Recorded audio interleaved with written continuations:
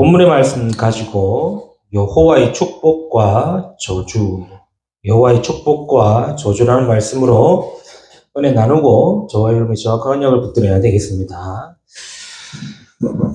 본문은 지금 이스라엘이 아이성을 정복한 그때에 라는 말씀으로 시작하죠. 아이성을 정복하고 난 그때에 여호수아가 하나님의 여호와를 위하여 에발산에서 한 제단을 쌓고 모세에게 행했던 그 말씀을 그대로 행하는 장면입니다. 그래서 그림심산과 에발산 그 두 산 가운데 서서 한쪽은 축복을 선포하고 한쪽은 저주를 선포하는 그런 내용의 율법을 낭독하는 장면이 오늘 본문의 말씀입니다. 이 말씀이 저와 여러분에게 어떻게 은혜가 되어지고 또 우리가 이 말씀을 통해서 무엇을 알아야 되느냐 중요하겠죠. 사람들은 복받기를 좋아하고 또 복받기를 원합니다. 그 누구도 자기 인생과 자기 삶이 잘못되고 실패한 인생을 살기는 원치 않을 겁니다. 다 잘되고 다 잘 살고 또 원하는 대로 갖고 싶은 거 갖고 하고 싶은 거 하고 살기를 원하는 거겠죠. 그래서 요즘 세대들의 그런 문화들이 그런 식으로 지금 계속 형성되고 있는 것 같아요. 그래서 너무 큰 행복 찾지 말고 소소하고 작은 행복을 찾아가자. 그래서 소확행 이런 단어 나오기도 하고 어차피 한 번 사는 인생이기 때문에 제대로 살고 제대로 놀고 제대로 하자. 그래서 나온 이런 단어들이 욜로족이라는 단어들 나왔죠. 그리고 평생 뭐 일하고 살 필요 있냐? 젊을 때 바짝 일하고 노후는 뭐 편하게 살자. 뭐 이런 시대가 되어진 거죠. 그러니까 사람들은 전부 다 그렇게 잘 되길 원하는 겁니다. 복 받기를 원하고 복이 있어야 하고 또 복이 들어와야 한다라고 생각을 하게 되는 거죠. 그래서 사람들은 복이 된다고 하는 것은 복을 사기도 합니다. 그래서 이런 얘기 있지 않습니까? 내가 간밤에 좋은 꿈 꿨는데 그러면 그 꿈 뭐라죠? 그 꿈을 내가 살게. 이러기도 하지 않습니까? 그래서 돈을 지불하기도 해가지고 그 꿈을 사기도 하고 그 꿈을 팔기도 하고 그렇죠. 그리고 예전에는 이제 복이 들어와야 되고 복이 머물러야 된다 생각해가지고 모든 것에 다 복복자 한자를 써서 복을 다 각지를 보냈어요. 숟가락에도 복복자, 밥그릇에도 복복자, 이불에도 복복자, 장롱, 문짝에도 복복자. 그리고 복이 들어오라고 대기만성 이런 글자 적기도 하고 또 반대로 복 나간다고 하지만 행동들도 많았어요. 그 중에 제일 대표적인 게 다리 떠는 거 있지 않습니까? 다리 떠면 복 나간다.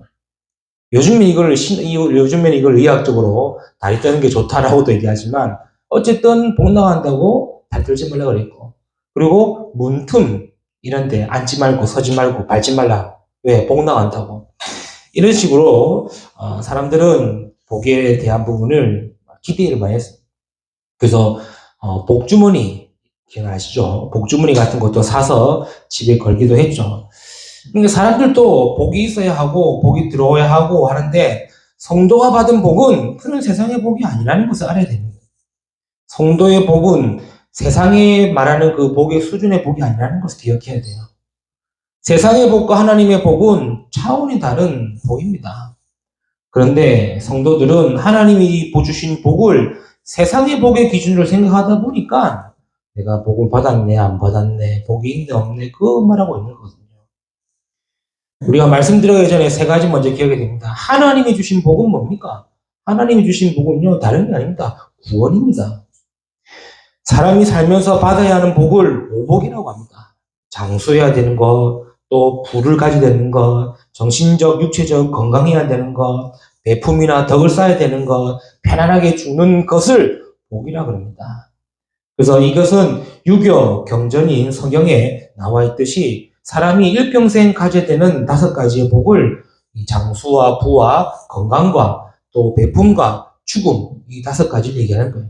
그 안에서도 여러 가지 또 막 파생돼가지고 뭐 자녀도 복이어야 되고 아내도 복이어야 되고 막 이렇게 나오는데 결국에는 사람들이 말하는 이 복은요 다 육신적 세상적인 것이죠. 그런데 아무리 오복을 다 가지고 누리고 산다고 해도 구원받지 못한 인생은요 어떤 인생입니까? 죄의 고통 속에 있는 인생이라는 거예요. 끊임없이 죄의 저주와 재앙 속에 있는 인생이에요. 내가 오복이라는 복을 다 가지고 있어도 세상에 말하는 복을 내가 다 가지고 누리고 있다 할지라도 구원받지 못한 인생은 사단의 운명에 잡혀 빠져나올 수 없는 인생이라는 거예요. 눈에 보이지 않는데 왜 계속해서 어려움 당하고 고통 당하고 문제 속에 빠져 있는 그 이유를 모른 채 살아가는 인생이 하나님 모르고 떠난 인생이라는 사실입니다. 그래서 하나님은 세상의 오복이 아닌 무슨 복을 주셨습니까? 구원을 주신 거예요.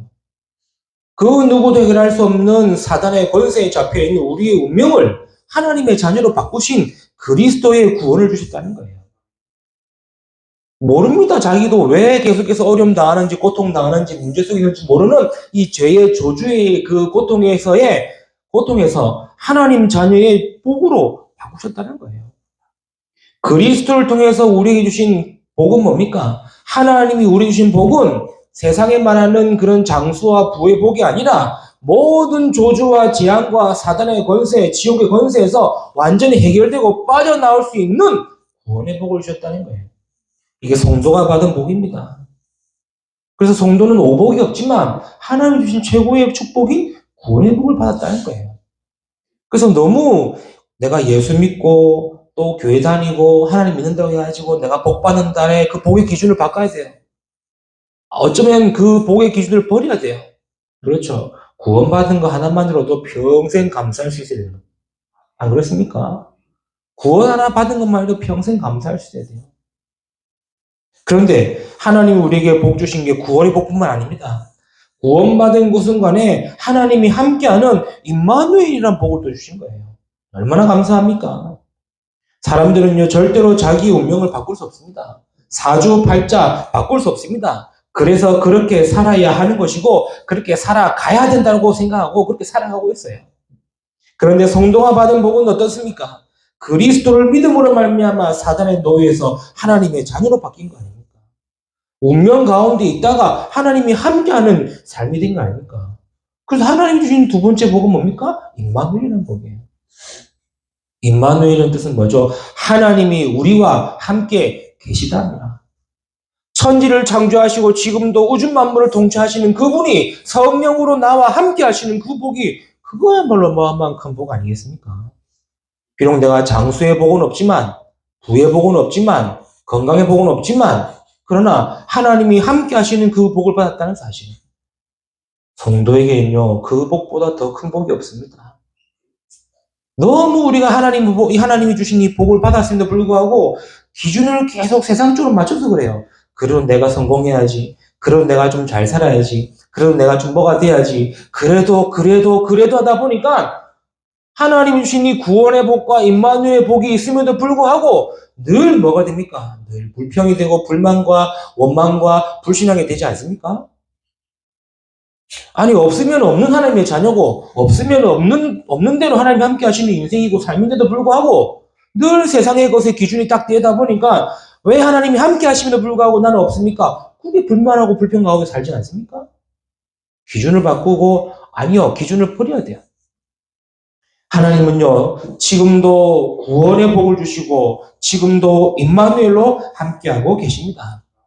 그래서 세상의 복을 우리는 구하는 게 아니에요. 하나님이 주신 그 복 안에 그 복을 누리는 거예요. 그래서 우리는요 다른 게 아닙니다. 하나님이 주신 그 삶을 사는 것이 그게 우리가 받은 복입니다. 대부분 사람들은 미래에 대해 불안하고 염려하고 걱정하고 삽니다. 요즘 다들 어렵다고 하죠. 맞는 말입니다. 경제도 어렵고 정치도 어렵고 세계 정세도 어렵고 다 어렵습니다. 그러니 2030 세대들은요 불안과 염려로 사회 초년생의 시작부터 절망으로 시작하고 있어요. 그러나 성도는요 어떻습니까? 하나님의 축복받은 자이기에 어떤 복으로 살아야 되겠습니까? 성도는 하나님의 미래가 보장되었고 하나님의 나라를 이루어 나갈 제사장의 삶이 있기 때문에 하나님이 주시는 삶을 살아가는 겁니다. 그래서 내 인생은 내가 사는 게 아니에요. 내 인생은 주님과 함께 그리스도가 주인된 삶을 사는 거예요. 그렇죠? 이걸 너무 세상적으로 알고 있기 때문에 내 인생을 내가 산다. 내 인생의 주체는 나다. 세상적으로 보면 맞아요. 그러나 하나님의 기준으로 해서는 완전히 틀린 거 아닙니까? 내 인생을 내가 삽니까? 하나님이 살아가게 해야 사는 거지. 하나님의 살도록 은혜 주셔 사는 거지. 하나님이 함께 하시기 때문에 살아가는 거지. 그래서 우리 하나님이 주신 복은요, 하나님이 주시는 삶입니다. 그렇죠? 그걸 보고 은혜라고 그러죠. 은혜야말로 하나님이 주신 삶의 축복입니다. 똑같은 삶이고 생활이고 일이지만 염려와 불만과 불안의 삶이 아닌 모든 것이 은혜임을 알고 은혜의 삶을 사는 것이다. 이게 하나님이 성도에게 주신 축복이요 복이라는 사실이에요. 세상에서 말하는 그 복의 기준이 아니죠. 세상에서 말하는 그 복의 개념이 아닙니다. 하나님은 우리에게 모든 걸 다 주신 거예요.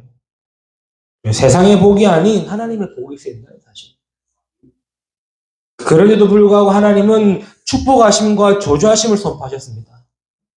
하나님은 축복하시는 분이지 저주하시는 분이 아닙니다.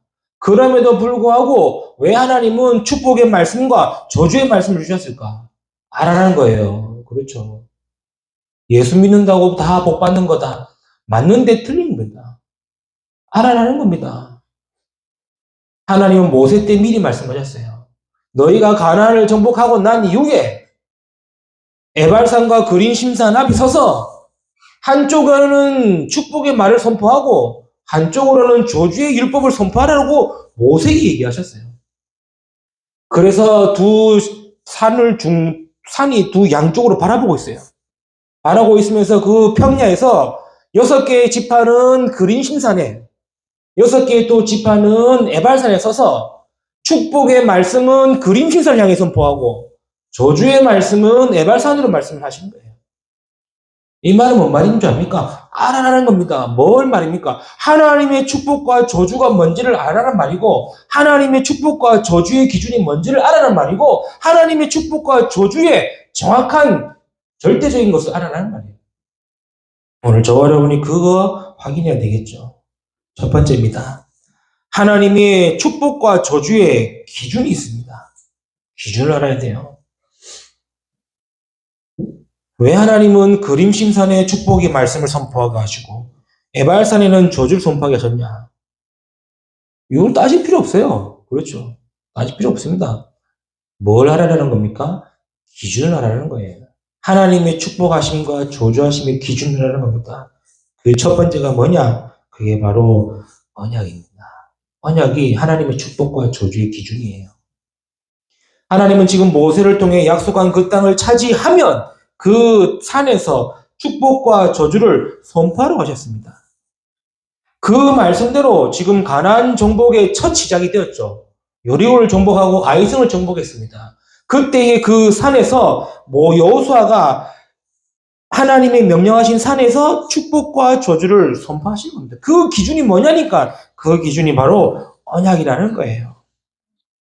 언약 안에 있으면 하나님의 축복을, 언약 밖에 있으면 하나님의 저주를 받을 것이다. 이게 오늘 축복과 저주의 첫 번째 기준입니다. 하나님의 기준은 쩍합니다.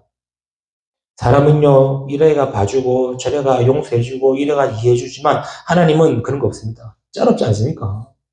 그래서 어찌 보면 하나님은요, 무서운 분이에요. 그렇죠. 우리가 너무 하나님을 너무 그냥 온화하신 분으로, 나를 이해해 주시는 분으로, 나만 사랑하시는 분으로만 내가 알고 믿으려 하는 거지. 하나님은요, 칼 없습니다. 짤 없습니다. 딱 정확한 기준이에요. 뭡니까? 언약 안에 있냐, 언약 밖에 있냐, 그거예요. 지금 이스라엘이 지금 뭘 하고 있냐면 언약 안에 설 거냐, 언약 밖에 있을 거냐, 이 말이에요. 여러분 기억하셔야 돼요. 하나님의 축복과 저주 분명히 있습니다. 저주하시는 하나님 아니지만 하나님의 축복과 저주가 있습니다. 그 축복과 저주의 첫 번째 기준은 뭐다? 언약이다. 내가 언약 안에 있냐, 언약 밖에 있냐? 언약을 붙잡았냐, 언약을 놓쳤냐? 그거예요. 두 번째 기준입니다. 뭡니까? 말씀을 지켜 행하라는 거예요. 순종을 얘기하는 겁니다. 하나님은 모세 때부터 여호수아에게 계속해서 말씀하신 것이 있어요. 그것이 바로 뭡니까? 율법을 지켜 행하라는 거예요. 말씀을 지켜 행하라는 거예요. 여호와의 명령을 따르라는 거예요. 그러면 하나님은 축복하실 것이고 명령을 따르지 않으면 뭐 할 것이다? 저주를 받을 것이다. 하나님의 복을 받는 기준은 다른 것이 아닙니다. 하나님의 말씀을 듣고 지키고 행하면, 그리하면 복을 받을 것이다. 신명기 11장에도 얘기하고 있지 않습니까? 신명기 11장에도 분명히 하나님은 모세를 통해서 얘기하고 있어요. 신명기 28장에도 분명히 얘기하고 있어요. 신명기 28장 1절에 뭐라는 점입니까? 네가 네 하나님 여호와의 말씀을 삼가 듣고 내가 오늘 네게 명령한 그의 모든 명령을 지켜 행하면 내 하나님 여호와께서 너를 세계 민족 위에 뛰어나게 하실 것이라. 못 받게 노렸다는 거 아닙니까? 신명기 11장에도 그렇습니다. 하나님은요 계속 말씀하시는 거예요. 신명기 11장 27절에 너희가 만일 내가 오늘 너희에게 명하는 너희의 하나님 여호와의 명령을 들으면 복이 될 것이다. 하나님의 기준은요 말씀을 지켜 행하는 거예요. 순종입니다. 순종. 말씀에 순종하고 그 말씀대로 행하면 복을 받을 것이고 말씀대로 행하지 않으면 뭐 할 것이다? 말씀대로 하지 않으면 저주받을 것이다. 이게 하나님 기준이에요. 왜 하나님이 어려움 주시냐? 왜 하나님이 계속해서 문제를 주시냐? 기준의 복은 어긋나니까 그렇지 않습니까? 우리가 경기를 하다 보면은 경기에서 엄격한 게 뭐죠? 기준입니다. 기준. 그렇죠. 기준에서 조금이라도 어긋나면요 탈락이에요. 내가 아무리 국가대표고 수영 세계 선수권 1위를 할지라도 기준에서 어긋나면은 탈락입니다. 그렇죠. 하나님의 복과 저주의 기준이 있어요. 뭡니까? 말씀을 지켜 행하고 순종하는 것. 이게 두 번째 기준이에요. 하나님의 기준의 첫 번째는 뭡니까? 언약입니다. 언약 안에 있느냐, 언약 밖에 있느냐, 언약 붙잡았냐, 놓쳤냐. 두 번째 기준이 뭡니까? 말씀을 지켜 행하는 순종이냐, 불순종이냐 하는 거예요. 그리고 세 번째 기준이 있습니다. 뭡니까? 가장 중요한 기준이라고 볼 수 있겠죠. 그게 뭡니까? 그게 신명기 11장 27절, 28절을 보겠습니다. 신명기 11장 27절, 28절에 너희가 만일 내가 오늘 너희에게 명하는 너희의 하나님 여호와의 명령을 듣고면 복이 될 것이요. 28절에 뭐라고 그럽니까? 너희가 만일 내가 오늘 너희에게 명령하는 도에서 돌이켜 떠나 너희의 하나님의 여호와의 명령을 듣지 아니하고 본래 알지 못하던 다른 신들을 따르면 뭐하리라? 저주를 받으리라. 하나님의 복의 기준의 세 번째는 뭔지 압니까? 하나님을 믿지 않는 불신앙요. 우상을 섬기고 우상을 따르는 자에게 하나님은 뭐 하시겠다? 저주하시겠다는 거예요. 하나님은 제일 싫어하는 게 죄입니다. 그래서 죄를 멀리 하시고 죄인을 가까이 두지 않으십니다. 그러면서 더 싫어하는 게 뭔지 압니까? 우상 숭배예요. 그래서 하나님은 단호하게 말씀하신 거예요. 단호하게 뭐라 그럽니까?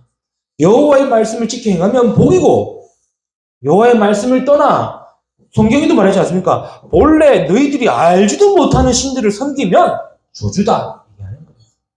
그래서 우상 숭배하지 말라는 말이 그냥 단순한 말이 아니에요. 저주받는 길이에요, 그게. 그래서 십계명에도 말씀하지 않습니까? 십계명에도 이 첫 번째 계명이 뭡니까? 나 외에 다른 신을 두지 말라. 이게 하나님의 기준이요. 두 번째, 위로나 아래로나 땅 아래에 있는 모든 곳에 새긴 우상을 만들지 말고 뭐 하지 말라? 절하지 말고 섬기지 말라. 우상 숭배하지 말라가 십계명의 두 번째 계명이요. 하나님이 정확한 기준을 주신 겁니다. 왜요? 우상을 숭배하는 자는 그 아비로부터 뭐 하겠다? 3, 4대가 망할 것이다까지 얘기했어요. 얼마나 무섭습니까? 하나님의 축복의 기준이 있습니다. 하나님의 저주의 기준이 있습니다. 뭡니까? 언약을 붙잡았냐? 놓쳤냐? 언약 안에 있느냐? 밖에 있느냐? 그거예요. 그리고 말씀을 지켜 행하는 순종이냐? 불순종이냐? 더 중요한 건 뭡니까? 하나님을 섬길 것이냐? 우상이냐? 이게 하나님의 축복과 저주의 기준이다. 여러분, 이 기준이 있으면은 기준을 딱 두고 내가 항상 어디 쪽으로 가야 되겠습니까? 복 받는 대로 가시길 바랍니다. 그렇죠.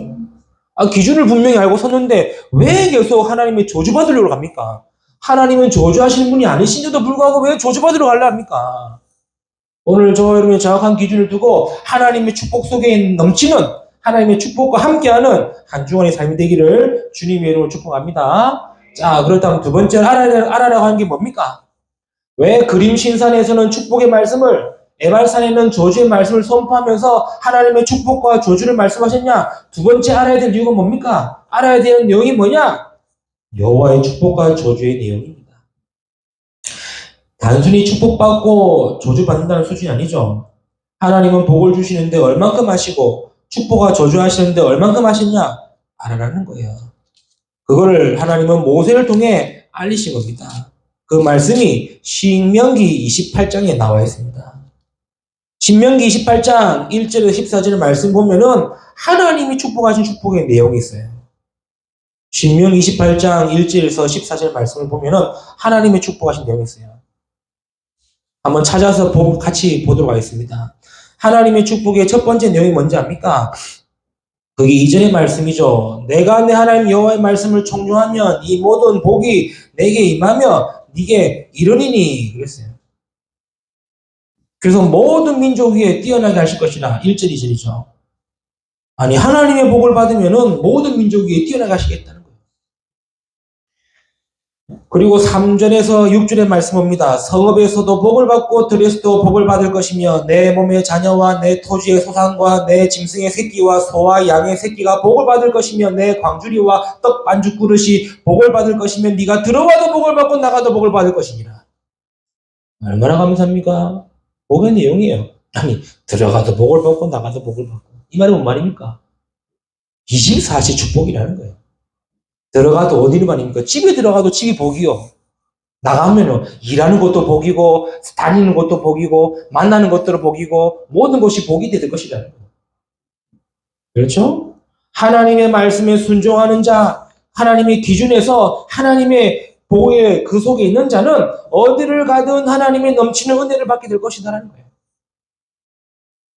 모든 것에 자녀도 토지도 소산도 짐승 새끼까지 소 양의 새끼까지 광주리의 떡반죽 그릇까지 얼마나 감사합니까? 그렇죠. 7절에 뭐라 그러죠? 여호와께서 너를 대적하기 위해 일어난 적군들을 네 앞에서 뭐하게 하시겠다? 패하게 하시리라. 모든 것 승리하는 축복 받으시는 줄 믿으시기 바랍니다. 그래서 우리는 승리했기 때문에 믿음 딱 가지셔야 돼요. 아니죠. 손자병법이랍니까? 거기도 싸우기 전에 이기고 싸우라 하지 않습니까? 지피지기 백전백승이라지 않습니까? 이길 수 있는 싸움만 하면 이기면 다 백전백승 되는 거예요. 질 싸움을 안 한다지 않습니까? 세상의 이치도 그러는데 하나님 우리 주신 복이 뭐다? 모든 적을 너를 대적하는 모든 적을 뭐 하셨다는 거예요? 이미 패하게 하셨다는 거예요. 그래서 대적한 한 길로 와서 뭐 합니까? 그들이 한 길로 너를 치러 들어왔으나 네 앞에서 7길로 도망할 것이다. 얼마나 감사합니까? 8절에는 뭐라고 그러죠? 여호와께서 명령하사 네 창고와 네 손으로 하는 모든 일에 복을 내리실 것이다. 창고 뭡니까? 말 그대로 우리가 하는 모든 일 다 복받게 하시겠다는 거예요. 그렇죠? 창고가 든든하게 채워진다는 거예요. 네 손으로 하는 일 하겠다 축복하겠다는 거예요. 9절 10절에 여호와께서 네게 맹세하신 대로 너를 세워 자기의 성민이 되게 하시리니 이는 네가 네 하나님 여호와의 명령을 지켜 그 길을 행할 것입니다. 땅의 모든 백성이 여호와의 이름이 너를 위하여 불리는 것을 보고 너를 두려워하리라. 뭡니까? 우리를 통해 하나님의 백성, 하나님의 자녀임을 알게 하신다는 거예요. 11절 12절에 여호와께서 네게 주리라고 네 조상들에게 맹세하신 땅에서 네게 복을 주사 네 몸의 소생과 가축의 새끼와 토지의 소산을 많게 하시며 여호와께서 너를 위하여 하늘의 아름다움을 보고를 여시사 내 땅에서 때를 따라 비를 내리시고 네 손으로 하는 모든 일에 복을 주리니 네가 많은 민족에게 꾸어질 줄라도 너는 꾸지 아니할 것이요 모든 것을 뭐 하시겠다 하나님은 풍성하게 하시겠다는 겁니다. 그렇죠? 얼마나 감사합니까? 이게 하나님 축복의 내용이에요. 13절에 뭐라 그러죠? 여호와께서 너를 머리가 되고 꼬리가 되지 않게 하시며 위에만 있고 아래에 있지 않게 하시리니 오직 너는 내가 오늘 네게 명령한 내 하나님 여호와의 명령을 듣고 지켜 행하면 된다는 거예요. 머리가 되게 하시겠대요. 얼마나 감사합니까? 꼬리가 되지 않게 하시겠대요. 그래서 이 머리라는 말은 이제 명예, 존귀 이런 부분도 포함되어 있습니다. 히브리어로. 하나님이 축복하신 축복의 내용입니다. 그렇죠? 우리가 이런 축복을 다 받았어요. 이런 복이 있다는 사실을 기억하셔야 돼요. 자, 그러면은 저주의 내용도 있겠죠. 저주의 내용이 15절부터 68절까지입니다. 축복의 내용보다 더 많습니다. 뭔 말입니까? 하나님 축복하시려고 축복을 내용을 더 많이 주신 게 아니라 뭐죠? 떠나가지 말라는 거예요. 그 저주의 첫 번째 내용이 뭡니까? 그게 16절에서 19절입니다. 네가 성읍에서도 저주를 받고 들에서도 저주를 받고 네 광주리와 떡반죽 그릇도 저주를 받고 네 몸의 소생과 토지의 소산과 내 소유의 양의 새끼가 저주를 받고 네가 들어가도 저주받고 나가도 저주받으리라. 무섭죠? 하나님은 네가 들어가도 복을 받고 나가도 복 받겠다고 말씀하시는 네가 들어가도 저주받고 나가도 저주를 받으리라. 우리가 저주받으려고 신앙생활 하는 거 아닌데 우리가 그 기준을 벗어나면은 이 저주가 임한다는 걸 기억하시라는 거예요. 알아라는 겁니다. 아니 나는 목사님 난 신앙생활 잘하는데요. 내가 어디에 있냐를 확인 안 하는 거예요. 아니 제가 교회를 위해 얼마나 열심히 일했는데 내가 교회를 위해 얼마나 헌신하고 봉사했는데 내가 교회에 헌금을 얼마나 많이 했는데 왜 계속 어렵고 힘듭니까? 기준을 딱 두고 바라는 거예요. 내가 어디에 있는지. 저주받을 곳에 있으면서 저주받는다고 뭐라면 안 되지 않습니까? 하나님은 분명합니다. 기준이 분명해요. 20절에 뭐라 그럽니까? 네가 악을 행하여 그를 잊음으로 네 손으로 하는 모든 일에 여호와께서 저주와 혼란과 책망을 내리고 망하고 파멸케 하실 것이다. 무섭지 않습니까? 망할 뿐만 아니라 파멸케 하시겠다는 거예요. 21절 22절 여호와께서 네 몸에 연병이 들게 할 거고 네가 들어가 차지할 땅에 마침내 너를 멸하실 것이고 여호와께서 폐병과 열병과 염증과 학질과 한재와 풍재와 썩은 재앙으로 너를 치실 것이고 이 재앙진 너를 따라서 너를 뭐 할 것이다? 진멸하게 할 것이다. 무섭습니다. 그냥 하나님 저주받았다가 아닙니다. 연병과 폐병과 열병과 상한과 학질과 한질과 풍재와 썩는 재앙. 27절 28절에 뭐라고 하는지 압니까? 여호와께서 또 애굽의 종기와 치질과 괴혈병과 피부병으로 너를 치겠다. 네가 치유받지도 못할 것이다. 28절에 또 너를 미치는 것과 눈 머는 것과 정신병으로 칠 것이다. 무섭죠? 저주의 내용요. 읽으면서요 오싹하더라고요. 난 늘 하나님을 좋게만 봤거든요. 하나님 축복 주시고 은혜 주시고 사랑하시고 하는데 와 내가 이 기준에 조금 벗어나면은 이런 저주가 임한다는 생각하니까 무섭더라고요. 35절에 뭐랍니까? 뭐 다 읽어보면요 한도 끝도 없습니다. 여호와께서 네 무릎과 다리를 쳐서 고치지 못할 심한 종기를 생기게 하여 발바닥에서부터 정수리까지 이르게 하실 것이다. 머리끝에서 발끝까지 모든 질병으로 너를 치겠다는 거예요. 그뿐만입니까? 23절, 24절에는 뭡니까? 자연재해도 하나님 주신다는 거예요. 그리고 25절, 26절에는 뭐라 그럽니까? 적군이 너를 패하게 하겠다는 거예요.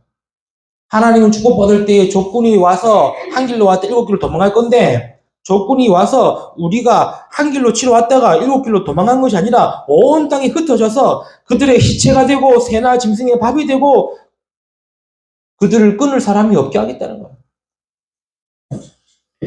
29절에도 그럽니다. 영적으로 어두워지고 압제와 노략을 당하고 여기에서 구원할 자가 없게 하시겠다는 거예요. 30절에 뭐라고 합니까? 네가 여자와 약혼했으나 다른 사람이 그 여자와 같이 동침할 것이요. 집을 건축하였으나 거기에 거주하지 못할 것이요. 포도원을 심었으나 네가 그 열매를 따지 못할 것이요. 가정도 무너지고 재산도 무너지고 다 빼앗긴다는 거예요. 31절 32절대로 네 소를 네 목전에서 잡았으나 네가 먹지 못할 것이고 네 나귀를 네 목전에서 빼앗겨서도 도로 찾지 못할 것이고 네 양을 원수에게 빼앗길 것이나 너를 도와줄 자가 없을 것이며 네 자녀를 다른 민족에게 빼앗기고 종일 생각하고 참음으로 눈이 피곤하여 지나 네 손에 힘이 없을 것이고 다 빼앗긴다는 말이에요. 자녀도 소도 나귀도 양도 또 토지 소산과 수고한 것도 다 빼앗기고 압제와 압제당할 것도 도와줄 자 없다는 거예요. 여러분, 하나님의 저주 무섭습니다. 그렇죠. 구원받은 하나님의 자녀에도 불구하고 저주받을 필요 없지 않습니까? 47절에서 65절 말씀 쭉 보시면은 결국에는 모든 것을 다 빼앗기고 멸망받고 포로되어 죽을 것이다. 이런 내용입니다. 하나님은 축복하시려고 축복 말씀 주신 거 아니겠죠? 알아라는 거예요. 알아라는 거예요. 뭘 말입니까? 너희가 축복 안에 있으면 들어가도 복을 받고 나가도 복을 받을 것이고 모든 것이 다 복이 될 것이고 축복의 기준에서 벗어나면 모든 것이 다 저주가 될 것이다. 알아라는 겁니다. 저와 여러분이 오늘 이 말씀을 통해서 그냥 무섭다 말 아니라 내가 정확한 기준을 두고 늘 축복 속에 하나님의 은혜 속에 새겠다. 이거냐 붙드시기를 축복합니다. 그렇죠? 그래서 세 번째 기억해야 될 게 뭐냐? 그것이 바로 그래서 우리는 하나님의 축복의 삶을 살아야 한다는 거죠. 기준도 알고 내용도 알았으면 이제는 뭐가 됩니까? 하나님의 축복의 삶을 살아가라는 거예요. 그래서 신앙생활을 하자는 겁니다. 저주의 삶을 사는 것이 아닙니다. 하나님이 주시는 축복의 삶을 살아가는 거겠죠. 그렇죠. 그래서 하나님 백성의 삶이 되어야 되는 거예요. 하나님의 축복을 받으려면 하나님 백성의 삶이어야 됩니다. 그래서 성도에서 최고의 삶의 내용이 뭐냐? 그게 바로 예배의 삶이에요. 그래서 예배를 소홀히 하지 마세요. 그러면 절대로 축복받지 못합니다. 예배 안 드리고 기도 열심히 한다고 응답 되겠습니까? 안 돼요. 착각하지 마세요. 예배 빠지고 성경 읽고 메시지 듣는다고 해서 응답 됩니까? 안 됩니다. 하나님 백성의 삶 자체가 뭐다? 예배다는 거예요. 하나님의 삶 자체가 예배와 함께 말씀의 삶이라는 거예요. 하나님의 백성의 삶 자체가 예배와 말씀과 기도의 삶이라는 거예요. 그렇죠. 아니, 이걸 안 하면서 내가 복 받기 원한다. 이 말은 내가 하나님의 복을 받으려고 하면서도 저주의 기준에 서 있는 건 똑같은 말 아닙니까? 그래서 우리를 보고 뭐라 그러죠? 예배 속으로 들어오라는 거. 은혜 받으라는 거고. 말씀을 놓치지 말라는 거고. 언약을 붙들어라는 거고. 그래서 말씀을 묵상하거나 성경을 읽거나 성부를 암송하거나 매일의 삶에서 말씀 떠나지 말라고 하는 거고. 하나님의 백성, 하나님의 자녀이기 때문에 기도가 끊어지지 않아야 되기 때문에 기도를 멈추지 말라고 하는 겁니다. 이게 하나님 백성의 삶이요. 그리고 하나님 백성의 삶을 살기 위해 하나님의 축복을 누리는 삶을 사는 거예요. 하나님의 축복을 받은 자에게 누리는 삶이 되는 겁니다. 어떻게 말입니까? 우리가 약합니까? 하나님이 나의 힘 되심을 누리라는 거예요. 그렇죠? 내가 어려움에 처했습니까? 하나님이 나의 도움 되신다는 걸 누리라는 거예요. 내가 부족하고 연약합니까? 하나님은 나의 도움이 되시고 피난이 되시고 능력 되심을 믿으라고 누리라는 거예요. 그게 하나님 축복의 삶입니다. 다른 게 아니죠. 아니, 알면서도 불구하고 왜 그걸 못 누리죠? 또 누린다고 해가지고 또 여러 가지로 표현할 수 있겠지만, 아니요. 내가 연약할 때에 하나님은 나의 힘이 되시고, 내가 힘없을 때에 나의 능력 되시고, 누리는 거죠.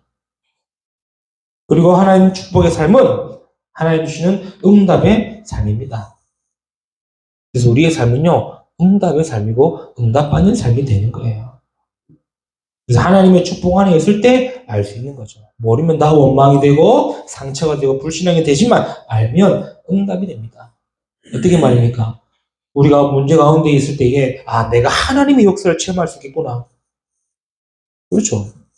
내가 좀 어려운 위기 가운데 있을 때 하나님의 능력을 체험할 수 있겠구나. 이게 응답받는 삶 아닙니까? 어려우면은 어려움 속에 빠지게 되고 불신앙하고 하나님의 축복의 기준을 벗어나서 저주 가운데 머물러 있고 그러면서 왜 힘드냐 어렵냐 고통스럽냐 백날 천날 불러봤자 하나님은 까딱 안 하세요. 왜? 어라라고 말씀 주셨는데 기준을 주셨는데 벗어나놓고 힘들다 어렵다 하면 안 되지 않습니까? 우리는요, 하나님의 이 축복의 삶을 살아가는 겁니다. 그렇죠?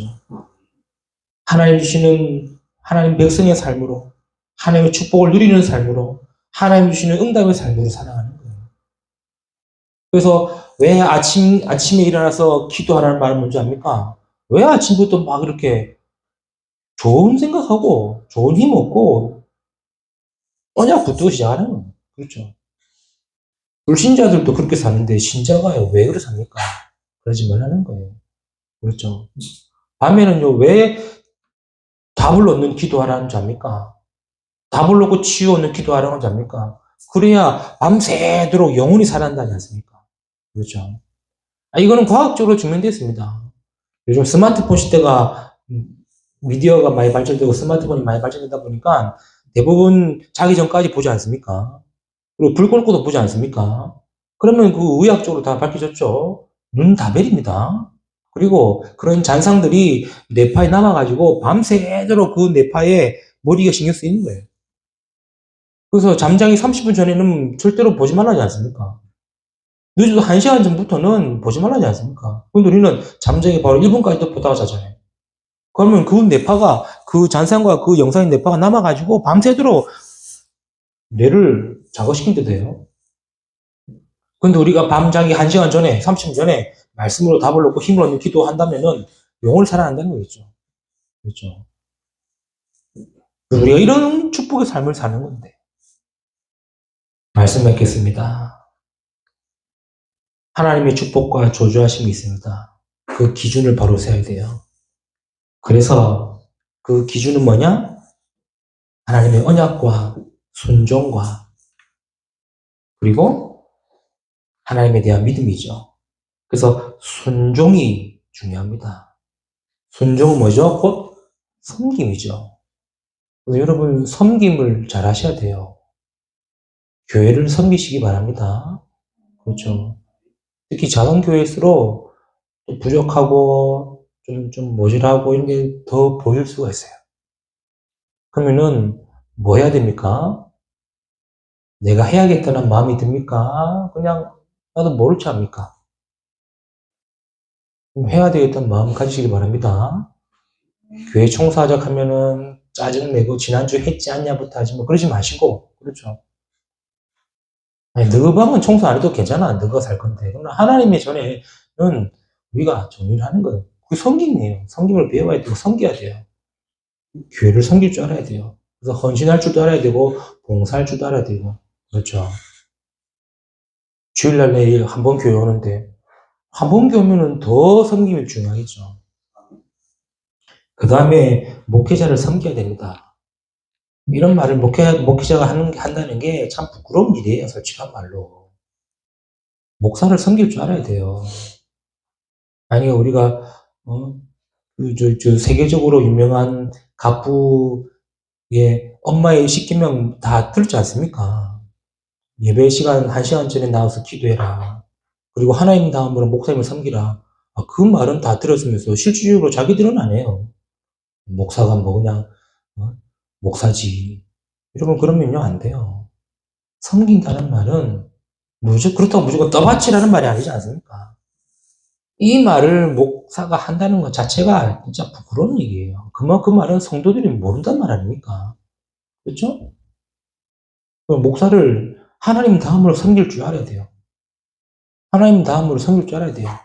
집에서는 남편이고 아빠고 그럴 수도 있지만 교회에서는요. 하나님 다음으로 보고 하나님 다음으로 섬길 줄 알아야 돼요. 그렇죠? 그리고 성도를 섬길 줄 알아야 돼요. 성도가 오든 말든 한 주간 동안 뭐 잘 살아있다가 오든 말든 그러려면 왜 교회 다닙니까? 그냥 혼자 살지. 하나님이 교회를 위해 교회 성도로 하나님 부르셨는데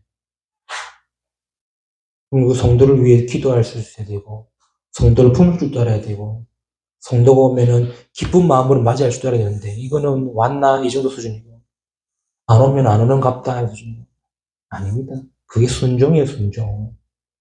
하나님께만 순종하고 말씀만 순종하는 게 아니라 그 순종의 삶이 되어져야 한다는 거예요. 오늘 저와 여러분이 하나님의 축복과 저주의 말씀의 기준을 딱 두시고 하나님의 축복의 내용과 저주의 내용을 알았으니 내가 지금 받는 것이 하나님의 축복이 저주인지를 딱 구분하시고 내 삶이 하나님의 축복의 삶으로 살아가는 저와 여러분의 삶이 되고 한 주간의 삶이 되시기를 주님의 이름으로 축복합니다. 기도합니다. 하나님 감사합니다. 오늘 또 우리에게 말씀 주시고 은혜 주시고 알게 하심을 너무나 감사를 드립니다. 오늘 주신 말씀처럼 우리의 삶이 하나님의 축복의 삶이 되게 하시고 하나님의 축복된 그 응답을 누리는 삶이 되도록 역사하시고 은혜 주시고 인도하여 주옵소서. 감사하며 우리 주 예수 그리스도 이름으로 기도드리옵나이다. 아멘.